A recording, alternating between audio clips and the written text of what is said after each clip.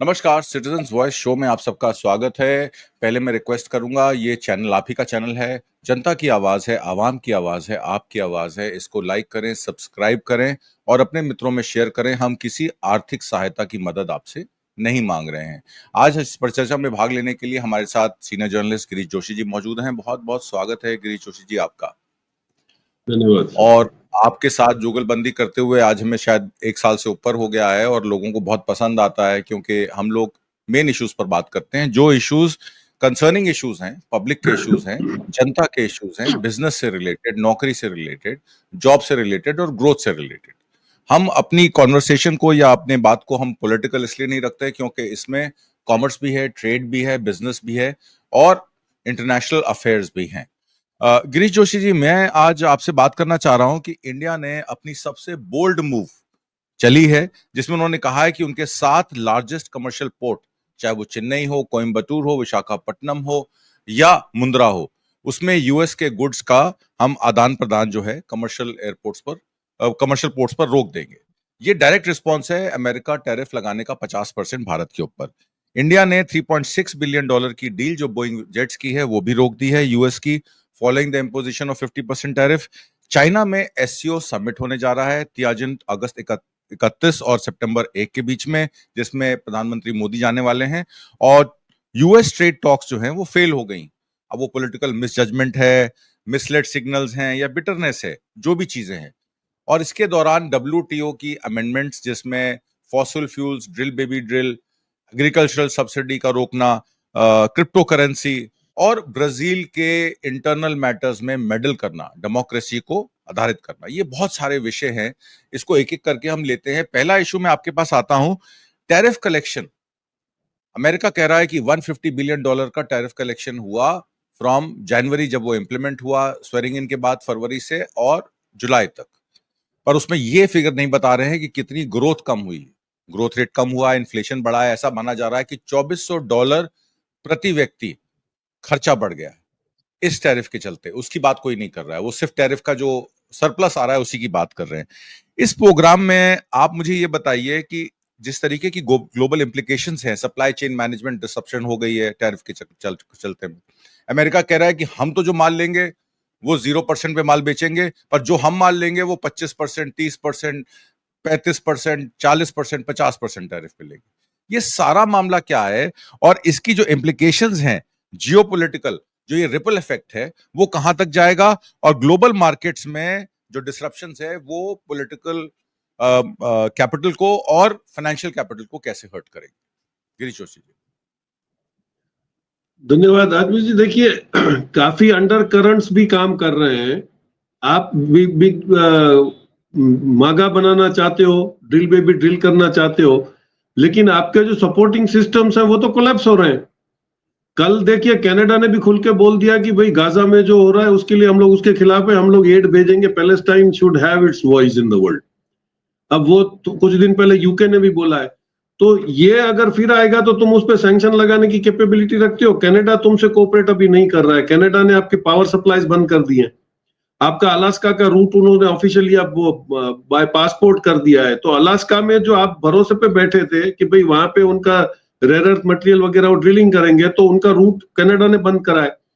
तो काफी कुछ दूसरे सपोर्टिव सिस्टम्स जो डैमेज करेंगे अमेरिका को, शायद उस पर वो बात नहीं कर रहे हैं, लेकिन वो अपनी गलतियों को डैमेज कंट्रोल के चक्कर बता रहे हैं कि इतना सारा रेवेन्यू बढ़ गया। रेवेन्यू इसलिए बढ़ गया कि तुमने जब 90 दिन का स्लैब दिया था तो लोगों ने यहाँ पे ओवर कैपेसिटी प्रोडक्शन करके रखा था, तो उनको वो रेट में अभी पहुंचाना है। लेकिन 3 महीना 4 महीने के बाद आपको कोई माल देगा नहीं, क्योंकि आप परवड़ेगा नहीं आपको। तो ओल्ड स्टॉक क्लियरेंस में हो गया, उनकी खुद की कंपनियों ने भी माल भरना शुरू कर दिया था, तब जाके हुआ है। लेकिन आकर वो सर्च करें कि भाई कितनी होटलें अमेरिका में बंद हो रही हैं, कितने मॉल बंद हो रहे हैं, तो that will give you the figures कि वहां पे आधे से ज्यादा मॉल खाली हैं। वॉलमार्ट ने मटेरियल प्रोक्योरमेंट बंद कर दिया क्योंकि उसका 85% माल तो चाइना से आ रहा है, तो ऑब्वियस है कि वो दूसरी मार्केट में सप्लाई करना शुरू कर देगा। Why should he come to there? तो ये स्ट्रेंगलिंग हो रहा है अमेरिका का, उसका शायद रिपरकेशन, उसकी आप मार्केट देख लीजिए। शेयर मार्केट में कम से कम 10 लाख करोड़ डॉलर का उनको नुकसान हुआ है, वो क्लियर दिख रहा है आपको। उसका रिपरकेशन आपके डॉलर वैल्यू पे आएगा, लेकिन 2-3 महीने के बाद जब रियल ट्रांजैक्शन होना शुरू होंगे।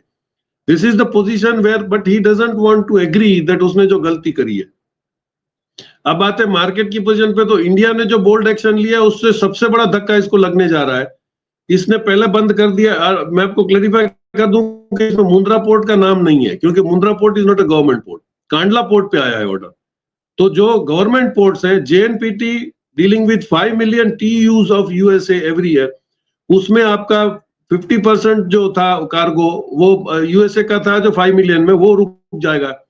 आपका ना इंपोर्ट आएगा ना आपका। US ships will not be allowed to berth at JNPT, Chennai and Tuticorin, Calcutta and Visakhapatnam, Kandla and Kochi. अब ये पोर्ट की खासियत क्या है? आप देखिए, इन्होंने बहुत लॉजिस्टिक कॉस्ट कट करने के लिए इन लोगों ने वर्कआउट करा था। अब जेएनपीटी पे माल किसका आ रहा था? General Motors, Apple, Honeywell, Pfizer, और 800 छोटी मोटी कंपनियां हैं जो जेएनपीटी से कार्गो अपना शिपमेंट करती थी। ये अटक रहा है। चेन्नई और तुतीकोरन में, चेन्नई में एरोस्पेस और इंडस्ट्रियल कंपोनेंट्स और रोबोटिक कंपनीज जो थी वहां पे साउथ में, उनका ये मटेरियल सारा यहाँ से आना जाना होता था। इन्होंने तुतीकोरम को स्मार्टली 150 किलोमीटर दूर तुतीकोरम को इसलिए डेवलप किया था कि भाई जो हैजार्डस गुड्स हैं या पोल्यूटिंग गुड्स हैं वो इनको डैमेज ना करें। तो उन्होंने तुतीकोरम में सेंसिटिव गुड्स, फार्मा और फाइबर ऑप्टिक्स को उन्होंने एक सेपरेट पोर्ट दे दिया था, which was very important for USA. अभी आप कोलकाता की बात करेंगे तो वहां पे बांग्लादेश, नेपाल, भूटान का वो ट्रांजिट पोर्ट था इंटरलैंड के लिए। अब उसमें एग्रो और medical was a very big subject, क्योंकि वो सिर्फ हमको नहीं, वो बांग्लादेश, नेपाल और भूटान को भी कैटर करता था। वो आपने बंद किया। विशाखापट्टनम में आपके एनर्जीज के शिपमेंट्स आते थे, एलएनजी के वहां पे बहुत बड़ा स्टोरेज है, रिफाइंड ऑयल का वहां पे स्टोरेज है, तो वो भी आपका बंद हो रहा है। ट्रांजिट जो आप मलेशिया वगैरह से लेके स्टोर करके यहाँ से उठाते थे। कांडला में आप देखिए तो सोयाबीन, जो सबसे बड़ा एक्सपोर्टर अमेरिका जिसका है, वो soybean has been stopped. Soybean, cotton, corn, fertiliser सबसे बड़ी इंपॉर्टेंट आइटम थी, fertiliser will get hurt there. अब प्राइवेट पोर्ट्स को इन्होंने छोड़ दिया है, जहां पे they will be compelled looking at a national interest कि आज नहीं तो कल मुंद्रा को भी बोलना पड़ेगा कि we will have to stop, क्योंकि they will not be able to do any anti national activity. तो अब ये उन्होंने छोड़ दिया है, और उनका जो कंपल्सन था कि they can only order the government ports, तो उन्होंने वो 7 पोर्ट बंद कर दिए इनके। अब और एक रहा कोचीन पोर्ट, जिसमें ज्यादातर मेडिकल इक्विपमेंट्स आते थे, जहां पे फार्मा का हमारा हब चलता था तमिलनाडु और इससे। एरोस्पेस, इलेक्ट्रिकल, बोइंग और लॉकहीड मार्टिन ज्यादातर कोचीन पोर्ट से करते थे। वहां पे आपका शिप बिल्डिंग भी है, तो वहां पे भी जो आपके क्रिटिकल इंस्ट्रूमेंट्स आते थे वो सारे कोचीन में, वहां से भी वो बंद हो रहे हैं। तो आप देख लीजिए कि बहुत बड़ा झटका इनको है कि if you don't allow this, तो उनकी इंडस्ट्रीज जो यहाँ पे इन्वेस्टमेंट करके बैठी है, शायद उनको भी प्रेशर आएगा। तो this is a very bold step.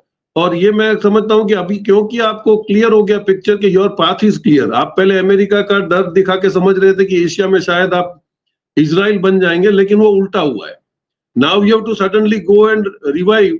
तो ये हुआ कि आपको बीबी होने के बावजूद आप लिविंग रिलेशन में चले गए थे थोड़े दिन, अब आप वापस आ गए हो, तो फिर आपकी पुरानी बीबी आपको हेल्प करेगी, सीधी सी बात। And they have not shown any grudge against you. आपने अमेरिकन कंपनीज को यहाँ पे बहुत बड़ा कमाने का मौका दिया, लेकिन that will have to be taken care in future. BlackRock यहाँ पे है, ब्लैकस्टोन है, एलन मस्क है, क्योंकि उनको बहुत बड़ी मार्केट दिख रही है। अभी उसको पता है कि BRICS is at a no point of return. अब ब्रिक्स आगे जाएगा, ब्रिक्स पीछे नहीं आएगा। That means 60% population will be under the banner of BRICS. अब उस मार्केट को कौन छेड़ पाएगा? कोई नहीं छेड़ेगा। तो चाइना इज गोइंग स्ट्रांग, और रशिया और चाइना ने 2008 के बाद तय कर लिया था कि जितने भी एम्यूनेशंस वगैरह का जो मोनोपोली है वो स्पेस का वो चालू रखेगा। China will become the biggest manufacturing hub and he will control 90% of the rare earth material purifications. तो ये सारे में तोड़ना अब अमेरिका की बस की बात नहीं है, लेकिन अब जैसे रिटेलिएट होना शुरू होगा तो इवन यूरोपियन यूनियन को समझ में आ गया है। अब बोइंग और एयरबस की भी आप मार देखिए। बोइंग और एयरबस अपने आप में कॉम्पीट कर रहे हैं। बोइंग का मार्केट गिरता चला जा रहा है। उसने खुद बोला कि 2030 तक डिलीवरीज नहीं हो पाएंगी, क्योंकि वही हो जाएगा कि आपको रेयर अर्थ मटेरियल भी नहीं मिल रहा है, मैग्नेट्स भी नहीं मिल रहे हैं चाइना से, और वो वहां पे स्टॉप्ड है। तो अमेरिका अब स्क्वीज होने की चक्कर में है, नहीं मान रहे हैं लोग, बता रहे हैं, क्योंकि हम लोग अभी भी वो शेयर मार्केट की तरफ चल के देख रहे हैं। Share market is now no more a replica of the economic status of a country, क्योंकि वहां पे 75% तो मैनिपुलेटर्स आ गए। They are not going as per the market sentiment, they are going by the earning sentiment. तो ये position अभी clear है। India will have to take a stand, लगभग उन्होंने ले लिया है, क्योंकि अभी एससीओ में भी मोदी जी जाएंगे, रशिया में उनसी जो डील हो गई है, बात हो गई है। तो ऑयल आपका आ रहा है, 50 लाख बैरल्स पर डे की कैपेसिटी आपकी इंडिया में ही है। आप सारे दुनिया के जो भी क्रूड जिस भी क्वालिटी के आएंगे वो आप रिफाइन करने की कैपेसिटी रखते हो। और ईरान हैज ऑलरेडी सेड कि he is ready to deal in the current local currency. अब ब्रिक्स में सारे कंट्रीज वही करने जा रहे हैं। तो डॉलर का तो आप समझ लीजिए it will be a history very shortly. तो आपको अब कैसे अपनी लोकल करेंसी को स्ट्रॉन्ग करना है? आप देखिए इनडायरेक्टली सब कंट्रीज गोल्ड बाय कर रहे हैं क्योंकि इनको पता है कि फ्यूचर में जो भी करेंसी आएगी that will B gold based and that will decide your exchange rate. तो ऑब्वियस है कि हम लोग भी गोल्ड इकट्ठा कर रहे हैं। रशिया चाइना ने भी करा है। Small countries like African are also now collecting gold. उनका जो गोल्ड रिजर्व ये लोग साइफन या स्मगलिंग करके ले जाते थे वो उन्होंने रखा है। तो Africa is becoming a very big market and a very financially strong market in near future. जी, इससे सवाल एक और जुड़ा हुआ है। एमएस स्वामीनाथन कमीशन रिपोर्ट लागू नहीं कर पा रही थी ये सरकार क्योंकि डब्ल्यूटीओ के और सिग्नेटरी थी कि जिसमें क्रॉस सब्सिडी देना या सब्सिडी देना एग्रीकल्चरल सेक्टर को बाध्य था। अब डब्ल्यूटीओ की गाइडलाइंस तो खुद ही ब्रेक कर दी हैं अमेरिका ने। पेरिस क्लाइमेट की गाइडलाइंस ब्रेक कर दी हैं ये कह के कि हम फॉसिल फ्यूल्स पे कॉन्सेंट्रेट करेंगे। तो एक तरीके से डब्ल्यूटीओ तो निरस्त हो गया। भारत को अब क्या एमएस स्वामीनाथन कमीशन रिपोर्ट पर एमएसपी अपने किसानों को दे देनी चाहिए क्योंकि अमेरिका से थ्रेट है एग्रीकल्चरल इंपोर्ट्स की और वो पूरा प्रेशर डाल रहा है कि डेयरी और एग्रीकल्चर पे आप खोलिए नहीं तो मैं आप पे और ड्यूटी लगा दूंगा। तो क्या अब प्रधानमंत्री मोदी को एमएसपी देने से कोई रोक नहीं रहा है? तो क्या अब वो प्रधानमंत्री मोदी हलफनामा पहले दाखिल किए थे सुप्रीम कोर्ट में, तो क्या अब वो एमएसपी देने के लिए तैयार हैं या इसमें भी समय लगेगा? सर एमएसपी अगर वो चाहते तो उस वक्त भी दे सकते थे लेकिन उनके जो डिजाइन थे दैट वर नॉट अगेन कि उनको डब्ल्यूटीओ का डर नहीं था। उनको जो डिजाइन था कि अपने दोस्तों के साइलोस बने हुए हैं how they will control the agriculture. आज भी आपकी 51% economy is agriculture, 45% employment comes from agriculture. तो आपने उनको स्ट्रॉन्ग करने की बजाय एक तो अर्बनाइजेशन के चक्कर में आपने ऐसा माहौल कर दिया कि लोग खेती बेच के शुरू चले गए क्योंकि हम लोगों ने उसमें कोई रिफॉर्म्स नहीं करा था। आप see small countries small states like Karnataka and Tamil Nadu, वो एक्स सर्विसमैन की फैमिली कहीं से भी हो उसको वो खेती की जमीन दे रहे हैं। आपको ये रूल होना चाहिए था। राशन कार्ड में जैसे आप नाम ऐड करते हो तो जैसे ही बाप के पास अगर 10 एकड़ जमीन है और उसके 5 बेटे हैं तो 2 एकड़ not be interested to do that. तो आपकी पॉलिसी होनी चाहिए थी कि farmer should be free to buy the land anywhere. मैंने आपको लास्ट टाइम मेरे ख्याल से अपने ही चैनल बात की थी कि इथोपिया में agriculture land is not saleable and industrial land is given to you on lease.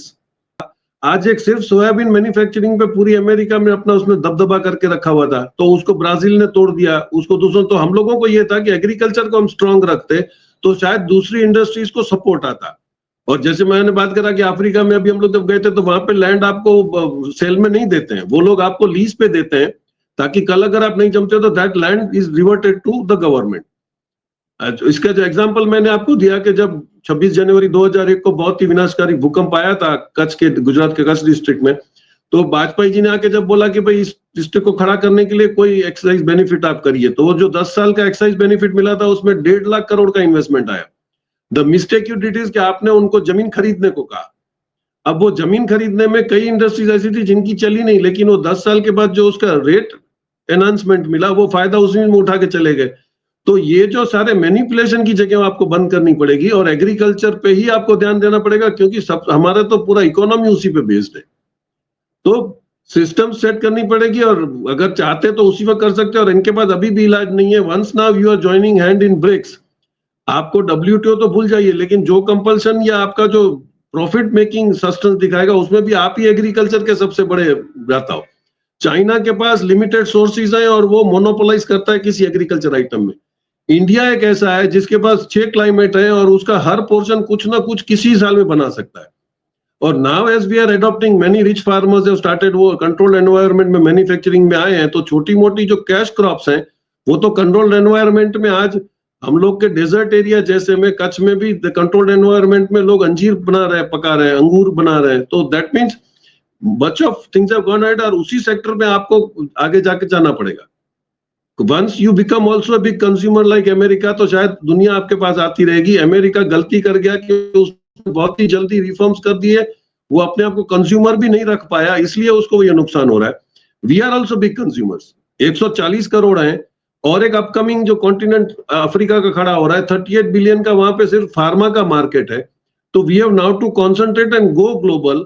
तो शायद चाइना रशिया की दोस्ती के बाद कुछ रास्ता हमको मिले कि हम लोग और सब मिलके कैसे कर सकते हैं। That will be the only hope and I think the good things will prevail. जी जी, इसमें इंडिया ने पॉज कर दिया है $3.6 बिलियन की डील बोइंग जेट्स की 50% टैरिफ लगने के बाद। चाइना के शी जिनपिंग ने हाथ बढ़ाया भारत की तरफ कि हम आपको सपोर्ट करने के लिए तैयार हैं। डोकलाम, अरुणाचल और लेह लद्दाख में जिस तरीके की एस्केलेशंस हुई, गलवान में हमारे 21 जवान जो है शहीद हुए, आपको लगता है कि भारत चाइना को अब ट्रस्ट कर सकता है अमेरिका के खिलाफ? नहीं, हम लोगों ने पहले भी डिस्कस करा था कि डोकलाम में आने के बाद उसका रीजन आप हमारी तरफ देखो, ऐसा लगेगा कि हम देश एंटी नेशनल बात कर रहे हैं। ये डोकलाम की मूवमेंट के बाद आप देखिए उसके 6 महीने पहले या 1 साल पहले क्या मूवमेंट हो रही थी। डोनाल्ड लू आता है बांग्लादेश में, वो श्रीलंका में जाता है। America was very desperate to have a naval base in South China Sea, क्योंकि उसको चाइना रशिया को कंटेन करना था। शेख हसीना ने खुल के बोला था कि white man came to me and he demanded Saint Martin island, आपने नहीं दिया तो मेरी रेजिम चेंज हो जाएगी, और दैट हैपेंड। तो आपने तो कोई रिस्पॉन्स ही नहीं करा उस स्टोरी को। आपके नेबर हैं, अगर आपका नेबर तकलीफ है तो आपको कमेंट तो international this is and courtesy demands की यू मेक अ कमेंट, आपने नहीं करा। तो चाइना ने अपनी फायरिंग रेंज के लिए वहां पे एक स्टेशन बना लिए कि जरूरत पड़ी तो कल my army can move to Bangladesh and fight with American. आपने कुछ नहीं करा, आपने एश्योरेंस ही दे दिया होता। तो हम ऐसे समझते हैं कि भाई चाइना उसकी टेरिटरी में क्या करेगा। तो आपके पास 47 के बाद पीओके और कश्मीर में पाकिस्तान तो इतना बड़ा डिस्टर्बेंस करके बैठा है, तो आप उससे ट्रेड कैसे कर रहे हो? वो तो अभी आपने बंद करा, इतने साल तो आप उससे ट्रेड करते ही थे। कितने रेयर मटेरियल्स उसके पास हैं जो हमारे टाइल्स मेकिंग में काम आता था, वो धड़ाले से आता था। आपका सिंध का सॉल्ट आता था, रॉक सॉल्ट वहीं से आता था। तो ये आप पिक एंड चूज नहीं कर सकते हो। लेकिन क्योंकि आपका इलेक्शन एजेंडा में ये था कि लाल आंख दिखानी है चाइना को, आपने एस्टिमेट ही नहीं करा कि चाइना वो 1960s का नहीं है। तो आपने उस वक्त थोड़ा सा कमेंट करने के पहले सोचना था। अब जो आपने बोला है वही आपको नुकसान कर रहा है, और आपको फिर वही करना पड़ेगा जो आपको 2014 में करना था, वो आपने नहीं करा। Now you are going back to the same space. अब आप क्या रशिया से दुश्मनी कर लोगे, चाइना से कर लोगे? उसने तो बीआरआई में ज्यादातर साउथ एशियन कंट्रीज को अपने कंट्रोल में ले लिया है। बीआरआई आपका मलेशिया, ताइवान से लेके यूरोप तक का पूरा रूट बन गया। पाकिस्तान में उसने अपना पोर्ट बना लिया, ग्वादर बना लिया, operational and economically very strong. अभी आपने जो बोइंग की बात करी, उसमें आपको एक इंसाइट दे दूं कि Malaysia has agreed to buy C919 जो कोमैक का प्लेन है चाइना का, क्योंकि उसको इंटरनेशनल लाइसेंस नहीं मिलेगा, लेकिन domestic airlines can acquire there. आपको एयरबस और बोइंग को ऐसा गला चाइना ने दबाया कि उन्होंने 2030 तक डिलीवरीज बंद करी है। तो आपके पास बोइंग और एयरबस का ऑल्टरनेट कहां रहा? दैट इज कोमैक। तो चाइना पूरी कोशिश करेगा कि उसके प्लेन बिके। ब्राजील उससे ले रहा है, और डोमेस्टिक एयरलाइंस में you don't need international certificate. तो मलेशिया को, और वो दैट इज मच चीपर। और 1 साल से वो अपनी डोमेस्टिक एयरलाइन चला के उसने अपने आप को साबित कर दिया है कि भाई बहुत ही सेफ और चीपर एयरक्राफ्ट है, और आप उसको कर सकते हो। इसने और एक बहुत होशियारी करी है कि कोमैक C919 में एक एड्रेस क्या दिया कि उसने आपको ढांचा देना है। आप जाके डिसाइड करो कि भाई आपको उसके अंदर क्या फैसिलिटीज चाहिए। तो ये जो सिस्टम्स चाइना डेवलप करके दे रहा है, और उसने बहुत पहले ही सिम्युलेटर्स बना दिए ताकि वर्ल्ड के कोई भी पायलट अगर कोमैक को ऑपरेट करना चाहता है तो he will be well trained before his country buys the plane.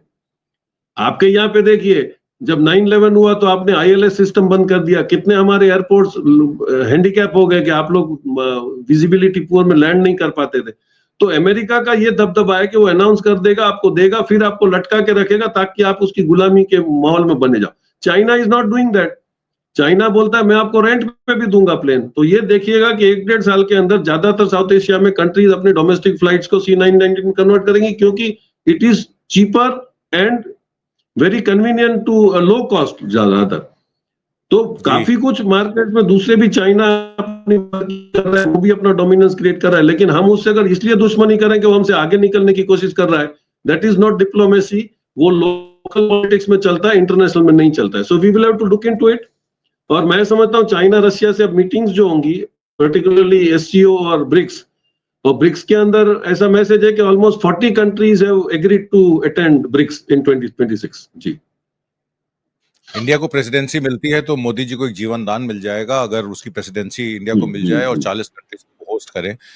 मेरा तीसरा सवाल आपसे ये होगा कि leaders of over 20 countries including all member states, SCO के और 10 इंटरनेशनल ऑर्गेनाइजेशन रेलेवेंट इवेंट्स को अटेंड करने के लिए जा रहे हैं। एससीओ तियाजिन समिट जो है वो लार्जेस्ट समिट स्केल का होगा, establishment of the SCO, Shanghai cooperation organisation. आपके पाकिस्तान भी उसमें है, जयशंकर साहब वहां गए थे, उन्होंने ऑपरेशन सिंदूर पर कहा कि एक स्टेटमेंट जारी करें। एससीओ वो प्लेटफॉर्म नहीं है वो स्टेटमेंट जारी करने के लिए कि पाकिस्तान की भर्त्सना की जाए क्रॉस बॉर्डर टेररिज्म की।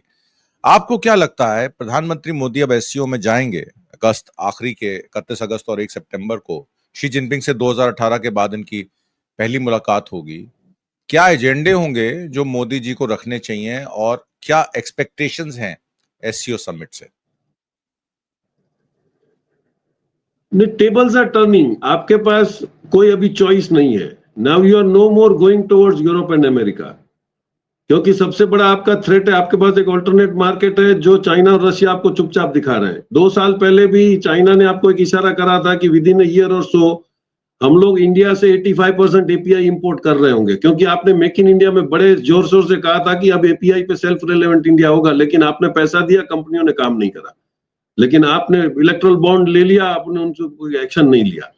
तो अगर 30% एपीआई पे नहीं पहुंचे हो इतना पैसा खर्चा करने के बाद, तो आपने चाइना का इशारा ही नहीं समझा था, वो आपको धंधा दे रहा था। उसी वक्त अगर आपने लाल आंख छोड़ के उससे अगर दोस्ती करी होती तो जितनी अमेरिकन कंपनी सैंक्शन के बाद चाइना से निकली वो आपके पास आती।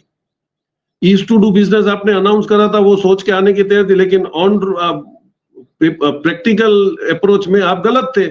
आपके यहाँ पे इतना ब्यूरोक्रेटिक और टैक्स टेररिज्म था कि उन्होंने ड्यू डिलीजेंस करने के बाद they decided to go to Vietnam, to Cambodia. आज आप छोटा सा कंट्री कंबोडिया वियतनाम का देखिए तो लास्ट 5 इयर्स में आप सर्च करिए उनका जीडीपी कितना जंप कर रहा है। गिरीश जोशी जी ने बहुत इंपॉर्टेंट बातें कही। उन्होंने कहा कि जो इश्यूज हैं भारत के पाकिस्तान शंघाई कॉरपोरेशन ऑर्गेनाइजेशन में, वहां जाकर पाकिस्तान और रशिया से अपने कॉन्टैक्ट्स रीस्टैब्लिश करके, क्योंकि रशिया हमेशा भारत के साथ खड़ा रहा है आजादी के बाद से, और अमेरिका ने हमेशा भारत को टेक्नोलॉजी ट्रांसफर में, चाहे वो एरोनॉटिकल्स में हो, जी के इंजन्स हो, तेजस के, या और भी चीजों में हमेशा शर्तें रखी हैं। बिना शर्त के कोई भी प्रोडक्ट विद टेक्नोलॉजी ट्रांसफर उन्होंने नहीं दिया। तो भारत को अब फिर से रीएम्फसाइज करना पड़ेगा कि उनकी दोस्ती किसके साथ है, कौन उनको मुसीबत की घड़ी में काम आता है। और चाइना ने अगर उनके आगे हाथ बढ़ाया है, और मान लीजिए ऑपरेशन सिंदूर में कहा जा रहा है कि चाइना और पाकिस्तान ने मिलकर भारत के विमान गिराए थे, तो भारत ने पाकिस्तान पे अटैक भी किया था। तो इन बातों को अगर नजरअंदाज करके फिर से वार्ता शुरू की जाए, कूटनीति में और जियोपॉलिटिक्स में ये सब चीजें चलती रहती, तो शायद हमारी एमएसएमईज, हमारी एसएमईज और हमारी बहुत सारी दूसरी इंडस्ट्री को भी सपोर्ट मिलेगा। लेबर इंटेंसिव काम अगर भारत में आ जाता है, supply, global supply chain management का हम हिस्सा बन जाते हैं, तो बहुत सारा बिजनेस, हमारी जीडीपी ग्रोथ, मैन्युफैक्चरिंग जो हमारी जीडीपी का हिस्सा नीचे जा रहा है 15.5 से 13% पे आ गया है, वो वापस रीग्रो कर सकता है। भारत के पास एक सुनहरा मौका है, इस सुनहरे मौके को भारत को गंवाना नहीं चाहिए। एससीओ ऑर्गेनाइजेशन के साथ मिलकर एक बड़ा मैसेज अमेरिका को देना चाहिए। उम्मीद करता हूं आपको आज का कार्यक्रम पसंद आया होगा। कमेंट बॉक्स में जरूर लिख के भेजिएगा। और मेरी फिर आपसे विनती है, इस प्रोग्राम को, सिटीजन्स वॉइस शो को लाइक करें, सब्सक्राइब करें, मित्रों में शेयर करें, क्योंकि ये आपकी आवाज है, जनता की आवाज है, आवाम की आवाज है। बहुत बहुत शुक्रिया। नमस्कार। जय हिंद।